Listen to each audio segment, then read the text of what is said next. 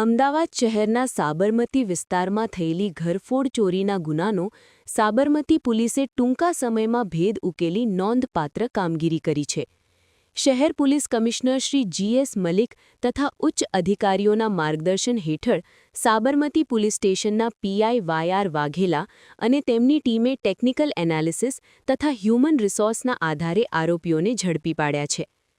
પોલીસે Sabarmati police station part ગ ગુના ક્રમાંક 11-191-0392601242 મુજબ ભારતીય ન્યાય સંહિતા 2023ની કલમ 305 અ, 331(3) અને 331(4) હેઠળ નોંધાયેલા ગુનામાંથી 1,09,000 રૂપિયા કિંમતનો મુદ્દામાલ રિકવર કર્યો છે.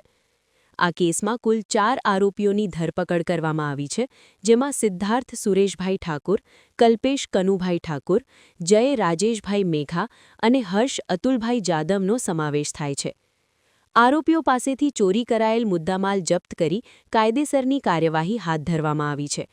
ટૂંકા ગાળામાં ગુનો ડિટેક્ટ કરી સાબરમતી પોલીસે પ્રશંસનીય કામગીરી કરી છે.